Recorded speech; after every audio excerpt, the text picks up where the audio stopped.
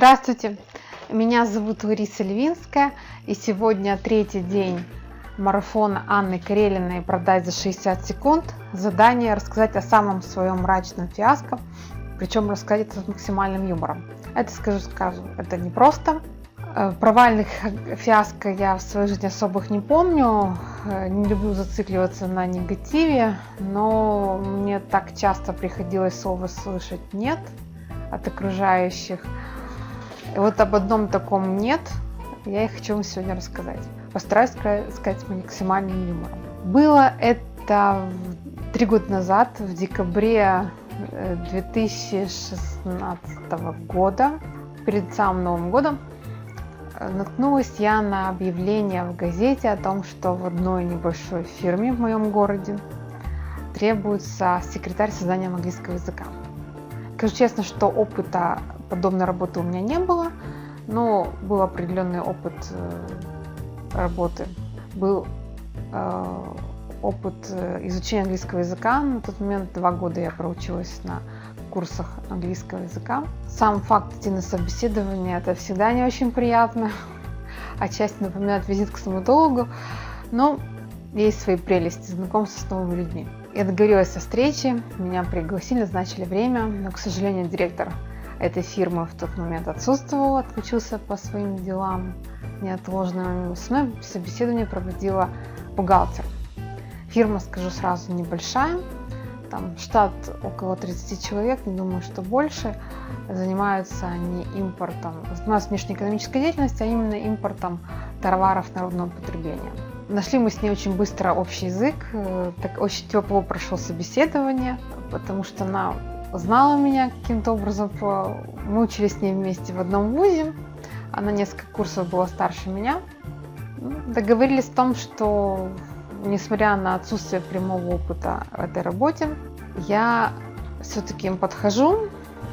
И единственное, что им необходимо будет проверить мое знание английского языка. И договорились, что в самом начале следующего года, в январе месяце, перед Рождеством, числа 4-5, либо уже числа 8-9, мне позвонит их бывший сотрудник, который до меня работал на этом месте, для того, чтобы провести собеседование протестировать меня на знание английского языка.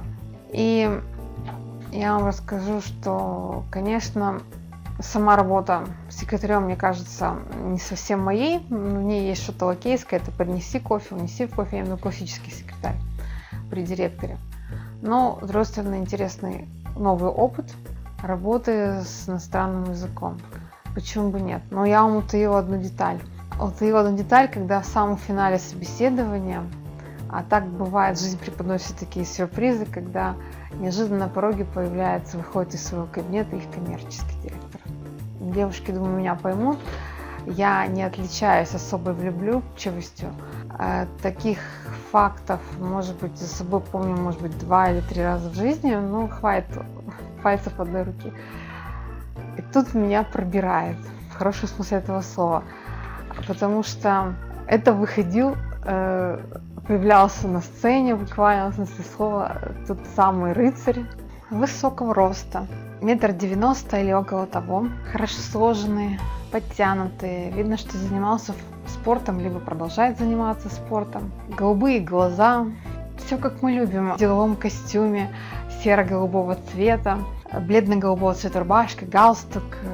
Отличительной особенностью явилось то, что прямой нос, в принципе, есть у многих людей, у многих мужчин, но у него вдоль скул такая коротко стриженная борода была. Не знаю, как она называется правильно, но в общем, ему бы еще сюда, к этому рыцарю, меч, щит, шлем на голову, это был белого коня, у него была серебристая иномарка, это был бы настоящий потомок Александра Невского, каким его изображают в учебниках по истории. Вы понимаете, что подобные встречи, неожиданная для меня, послужила дополнительным стимулом к тому, чтобы я, в то время, когда все девушки подбирали меню для новогоднего стола, я засела плотно за английский. Я пересмотрела все ролики на YouTube, которые были по теме собеседования на английском, чтобы быть готовой к ответу на самые различные вопросы анкетирования. прошло 5, 6 января, 8, 9, я все еще ждала звонка. Когда уже прошло 15 января, я поняла, что из этой фирмы, назовем ее условно «Рога и копыта», мне никто не позвонит, и не пригласит на собеседование, не проведет тестирование моих знаний английского языка. Суть того, что я хотела вам сегодня донести, состоит в том, что я действительно благодарна всем тем людям, которые сказали мне «нет», потому что они тем самым не продолжают давать мне шанса почивать на лаврах. Это каждое их слово «нет» служит так или иначе толчком для того, чтобы я была лучше, чем я вчера, тем более я позавчера. Я опять не влезла в хронометраж 1 минуту, вы уж меня извините, но благодарю всех за внимание. С вами была Лариса Левинская.